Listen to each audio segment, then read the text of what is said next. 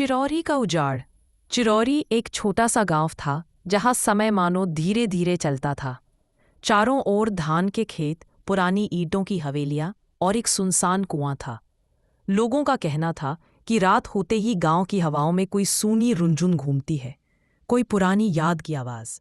रमेश, शहर में पढ़कर लौटा हुआ युवक, कुछ दिन गांव में रुकने आया ताकि वह अपने दादा की जमीन संभाल सके।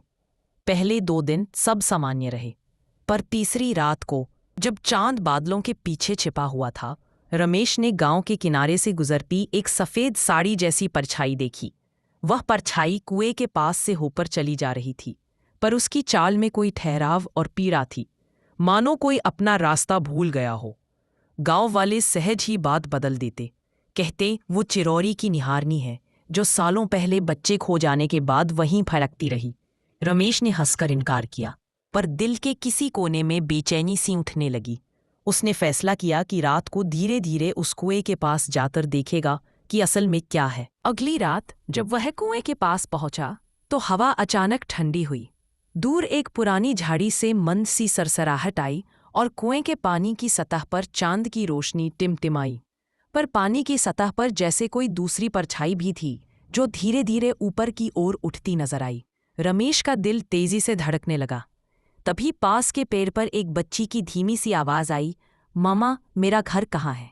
रमेश ने झट से झाड़ी के पास रोशनी झांकी, पर वहां कोई नहीं था। आवाज फिर से आई, पर इस बार उसमें दुविधा और उम्मीद दोनों थी।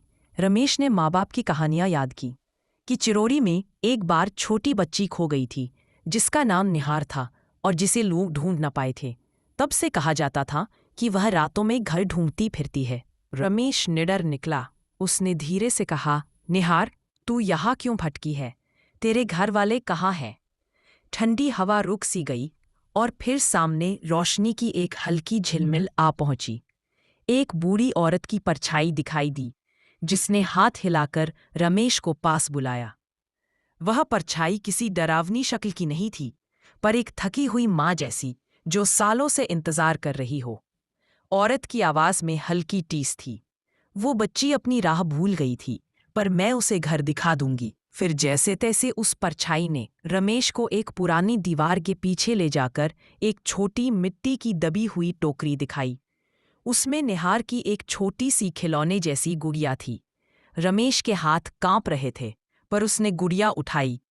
तभी हवा में गीत सी गूंजी।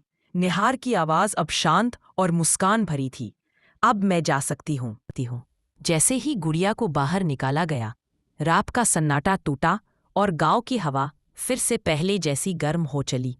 अगली सुबह गांव वालों ने देखा कि कुएं के पास से हल्की सी रोशनी सी उठी थी और कुएं का पानी जैसे पहले से अधिक साफ दिखने लगा। रमेश ने गुड़िया गांव वालों को दी और सबने मिलकर निहार के लिए एक छोटा तीर्थ बना दिया। लोगों ने कहा कि अब निहार को सुकून मिला है और रात की वह परछाई अब कभी वापस नहीं आई। कहानी का आखिरी सन्नाटा यही था, कभी कभी भूत प्रेत सिर्फ भूत नहीं होते, वे खोई उम्मीदें और अधूरी कहानियां होते हैं जिन्हें पूरा कर देने पर वे हमेशा के लिए शांत हो जाते हैं।